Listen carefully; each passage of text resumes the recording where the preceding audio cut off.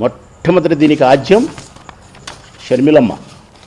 ఎక్కడ ప్రారంభమైంది షర్మిలమ్మ అంటే, కుటుంబ వ్యవహారాలకు సంబంధించి చంద్రబాబు నాయుడు గారికి ఒప్పందించి పత్రికల్లో వచ్చేటట్టు మొట్టమొదట సహకరించింది చూడి, అక్కడి నుంచి ప్రారంభమైంది. అసలు నా జీవితంలో అనుకోలేదమ్మా, నా జీవితంలో అనుకోలే ఈ సందర్భం వస్తుందని. ఈశ్వరుని లీల, నీ కుమార్తె గొప్పతనం. మా జీవితాలలో ఎవ్వరూ అనుకోలే మేము రాజశేఖర రెడ్డి అన్న కుటుంబం గురించి మీడియా ముందుకు వచ్చి ఇట్లా మాట్లాడతామనేది అనుకోలే. రాజశేఖర రెడ్డి అన్న మాతో మాట్లాడితే చాలనుకున్నాం. రాజశేఖర రెడ్డి అన్న పేరు పెట్టి ప్రసాదాన్ని హెచ్చరిస్తే మురిసిపోయిన సందర్భాలు ఉన్నాయి. తల్లి, నా చిన్నతనంలో నా తల్లిని ఎంత ప్రేమిస్తానో, నా తల్లిని ఎంత గౌరవిస్తానో, మిమ్మల్ని కూడా నేను అంతే ప్రేమిస్తా, అంతే గౌరవిస్తా. కానీ అంతకంటే ప్రధానమైంది ధర్మం అనేది ఒకటి ఉంది తల్లి, న్యాయం అనేది ఒకటి ఉంది తల్లి, ఆత్మగౌరవం అనేది ఒకటి ఉంది తల్లి, మా నాయకుడు అనేది ఒకటి ఉంది తల్లి. మాకు 100 6 100 సరే, సూర్యుడు యాపక్కన ఉదయించని మా నాయకుడు జగన్మోహన్ రెడ్డి గారి యొక్క వ్యక్తిత్వాన్ని కాపాడాల్సిన బాధ్యత ప్రతి కార్యకర్తకు ఉంది. మరి ఇంకా కార్యకర్తను స్థాయి మించి ఉండేవాడిని తల్లి. నేను నా ప్రాణమైన జగన్ కోసం ఇచ్చేవాడిని అని చెప్పి పలుమార్లు చెప్పినా. మరి నేను మాట్లాడినమ్మా, ప్రాణం ఇస్తానంటే ఏదో మాటలకు పరిమితంలే ప్రసాద్, అది ఎక్కడ సాధ్యమవుతుంది అనుకుంటున్నావా తల్లి? పొరపాటు. కోరి చూడు తల్లి, నీ బిడ్డ పట్ల మాకుండే ప్రేమ ఎంత గొప్పదో నువ్వు అనుకుంటూ పరీక్షించాలనుకుంటే కోరి చూడు తల్లి. కనురెప్ప మూసి తెరిచే లోపల నా ప్రాణం ఇస్తా జగన్కు. మరి మేము మాట్లాడమమ్మా, ఎందుకు మాట్లాడడం తల్లి?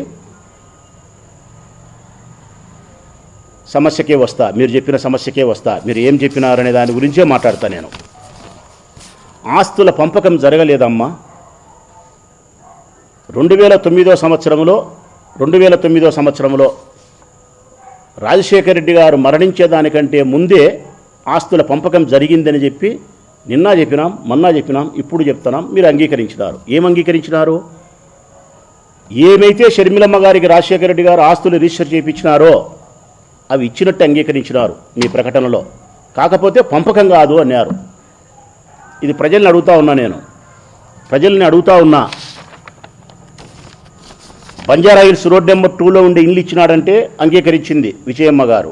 ఇడుపులపాయలో 51 ఎకరా ఇచ్చినారంటే అంగీకరించింది. 15 మెగావాట్ల SRS hydro project, small hydro project ఇచ్చినారంటే అంగీకరించింది. స్వస్తిక్ హైడ్రో పవర్ ప్రాజెక్టులో 22.5 మెగావాట్లు ఇచ్చినారంటే అంగీకరించింది. విజయవాడ యువరాజ్ సినిమా థియేటర్లో 35% అంటే ఆ తల్లి అంగీకరించింది. పులివెందులలో 7 ఎకరాల 60 సెంట్లు విలువైన స్థలం ఇచ్చినారంటే అంగీకరించింది. Vijayalakshmi mineral and trading company 100% ఇచ్చినారంటే అంగీకరించింది. కోడూరులో ఉండే రాజారెడ్డి గారి ఆఫీస్ ఏమైతే ఇల్లు ఉన్నాదో అది ఆమెకే ఇచ్చినారంటే అంగీకరించింది. కోడూరు దగ్గర చెట్టిగుంట దగ్గర 90 ఎకరాల వ్యవసాయ భూమిని ఇచ్చినారంటే అంగీకరించింది. కానీ పంపకం కాదంట విజయమ్మ గారు చెప్పేది. ఇది పంపకం కాదు అంటుంది. మరి పంపకం కాకపోతే ఏంది తల్లి? తమాషగా ఉగాదికి ఒకటి, సంక్రాంతికి ఒకటి, క్రిస్మస్కి ఒకటి, పండగకు పబ్బానికి తమాషగా ఆమెకి ఇచ్చిన ఆస్తుల తల్లివి. అదే సందర్భంలోనే మరొక మాట కూడా మాట్లాడినారు. షర్మిలమ్మకి ఇచ్చినట్లే జగన్మోహన్ రెడ్డి గారికి కూడా ఇచ్చినారు అని చెప్పినారు. నిన్న మేము కూడా చెప్పినాం కదమ్మా.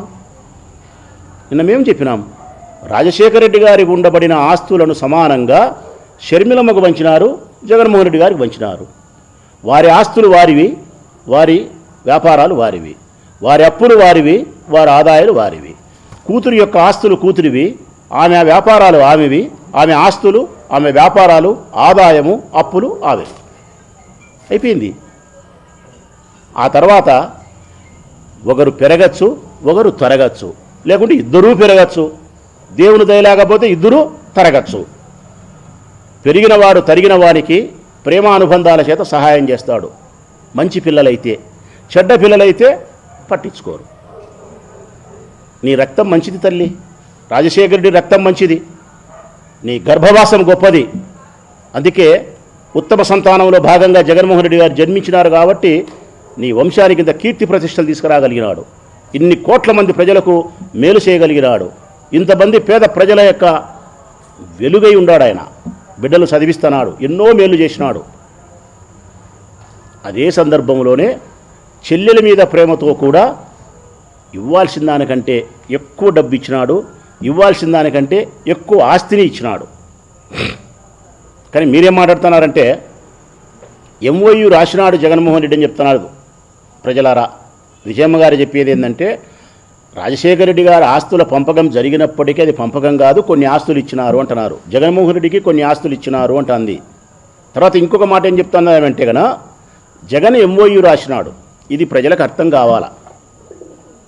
2009లో రాజశేఖర రెడ్డి గారు మరణిస్తే ఆస్తులు రిజిస్ట్రేషన్ చేసి ఎవరి సంసారాలు వాళ్ళు అయిపోయినాయి.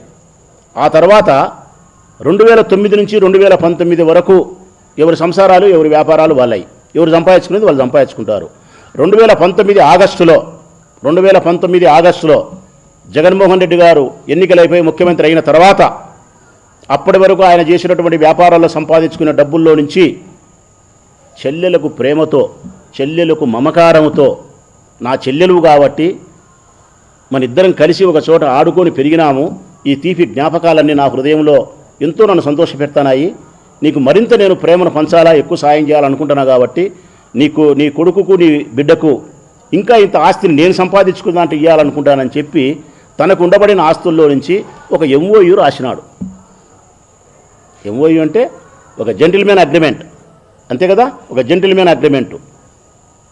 నాకు ఉండబడిన దాంట్లో నా ఇష్టపూర్వకంగా నాతో నువ్వు బాగుండావు కాబట్టి నీకు ఇది ఇస్తాను భవిష్యత్ కాలంలో అని. సంతోషం. ఆ తర్వాత ఆయన కేసులలో ఆస్తులన్నీ అటాచ్మెంట్ జరగడం, అవన్నీ రిజిస్ట్రేషన్ చేసేదానికి బదలాయింపు చేసేదానికి అవకాశం లేకపోవడం, ఆ తర్వాత 22-23 వచ్చే కాలానికి వచ్చేతలికి షర్మిలమ్మ గారు కాంగ్రెస్ పార్టీ భుజానికి ఎత్తుకోవడం, జగన్మోహన్ రెడ్డి గారికి వ్యతిరేకంగా ప్రవర్తించడం, వీధులోకి వచ్చి రచ్చ చేయడం, ఇవన్నీ జరిగినాయి 24 వచ్చేతలికి. అప్పుడు జగన్మోహన్ రెడ్డి గారు నేను ఏమైతే ప్రేమతో నీకు ఇవ్వాలనుకుంటానో నీ ప్రవర్తన సక్రమంగా లేదు కాబట్టి, నాతో విభేదిస్తున్నావు కాబట్టి, నా గౌరవాన్ని భంగం కలిగిస్తున్నావు కాబట్టి నేను నీకు ప్రేమతో ఇవ్వాలనుకునేటి రద్దు చేసుకుంటున్నాను. ఇది రాజశేఖర రెడ్డి గారి ఆస్తి కాదు ప్రజలారా, రాజశేఖర రెడ్డి గారి ఆస్తి కాదు. జగన్మోహన్ రెడ్డి గారి సంపాదించుకునే ఆస్తిలో నుంచి ప్రేమతో ఇవ్వాలనుకునేది ఆమె వ్యతిరేకంగా ప్రవర్తించినప్పుడు కాంగ్రెస్ పార్టీలోకి పోయినందుకు, రచ్చకెక్కినందుకు నీ ప్రవర్తన బాగలేదని చెప్పి ఎంఓయూ రద్దు చేసుకున్నాడు. ఎప్పుడు రద్దు చేసుకున్నాడు? అది కూడా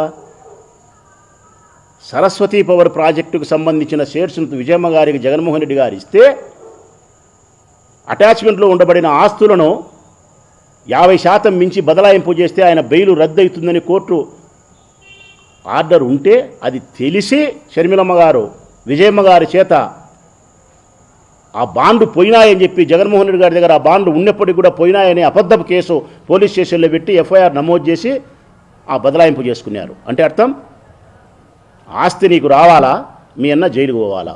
కాంగ్రెస్ వాడు 16 నెలలు జైల్లో పెట్టినాడు, మీరు 32 జైల్లో పెట్టాలనుకున్నారు, 32 నెలలు.